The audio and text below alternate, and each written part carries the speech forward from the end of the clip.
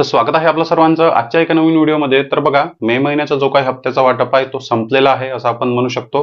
आणि भरपूर पात्र लाडक्या बहिणींच्या खात्यामध्ये मे महिन्याचा 23वा हप्ता 1500 रुपये जमा झालेला आहे. पण बघा, आता महत्वाची अपडेट तुमच्यासाठी आहे.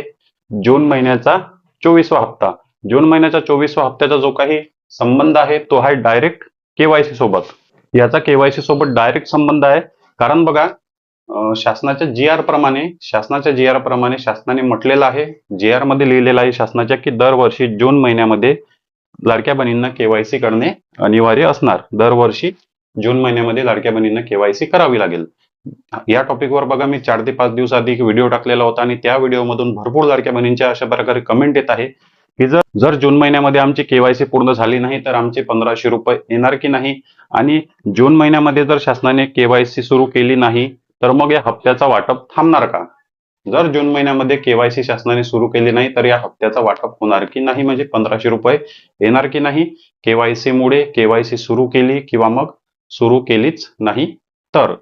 कारण तो शासनाचा निर्णय होता, शासनाचा जी आर आहे.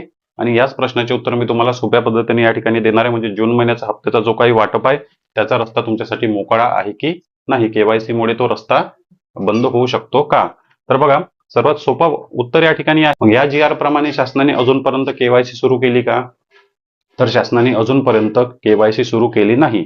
जून महिन्यामध्ये केवायसी शासनाने 1 तारखेपासून सुरू करायला पाहिजे होती, किंवा या महिन्यात कधी पण केवायसी सुरू करायला पाहिजे होती, किंवा होऊ शकते केवायसी सुरू करण्याच्या तयारीमध्ये शासन लागलेलं असेल.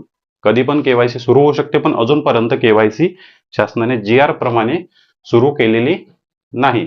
मग शासनाने जी केवायसी सुरू केलेली नाही त्यासाठी आपल्याला सुद्धा काळजी करण्याची गरज नाही. आतापर्यंत आपण पात्र आहोत. मार्च एप्रिल मे पर्यंत सर्व हप्ते आतापर्यंत आपल्याला मिळाले.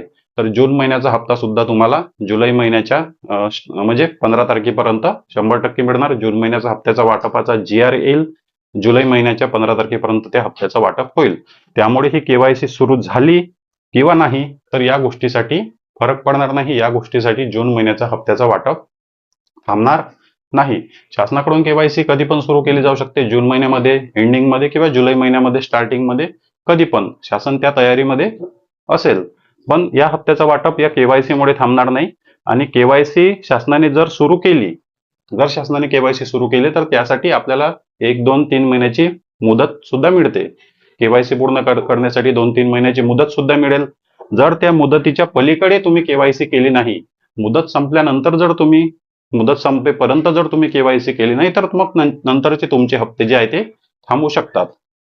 पण आता जर शासनाने जून किंवा जुलै महिन्यात केवायसी सुरू केली तर 2 ते 3 महिन्याचा अवधी मिळेल. त्या अवधीमध्ये आपल्याला केवायसी पूर्ण करावी लागेल.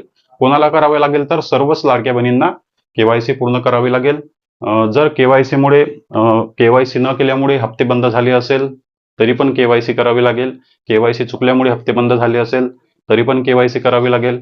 कोणत्या अपात्रतेच्या अटीमुळे जर तुमचे पैसे बंद झाले असेल तर केवायसी करावी लागेल. सोबतच आतापर्यंत जर तुमचे मार्च एप्रिल मे हप्त्यापर्यंत सर्व हप्ते आले असतील, रेग्युलर आले असतील, तरी पण केवायसी करावी लागेल.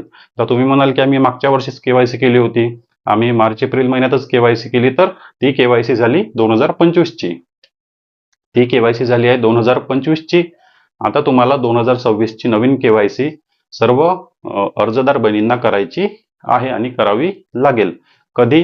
तर जी आर नुसार, शासनाच्या निर्णयानुसार जेव्हा शासनाकडून केवायसी सुरू केली जाईल तेव्हा तुम्हाला केवायसी करावी लागेल. त्यासाठी आता बिलकुल काळजी करण्याची गरज नाही की शासनाची तयारी जून महिन्यामध्ये केवायसी करण्याची होती, मग शासनाने केवायसी अजून सुरूच केली नाही तर मग जून महिन्याचा हप्त्याचा वाटप थांबणार का? तर बिलकुल नाही. या हप्त्याचा वाटप थांबणार नाही. वाटप जो आहे तो जी आर आल्यानंतर, म्हणजे वाटपाचा जी आर आल्यानंतर 100% वाटप होईल. केवायसी होण्यासोबत किंवा नाही होण्यासोबत या वाटपाचा म्हणजे जून जुलै ऑगस्ट पर्यंत या वाटपाचा काही संबंध नाहीये. 2-3 हप्ते तुम्हाला बिना केवायसी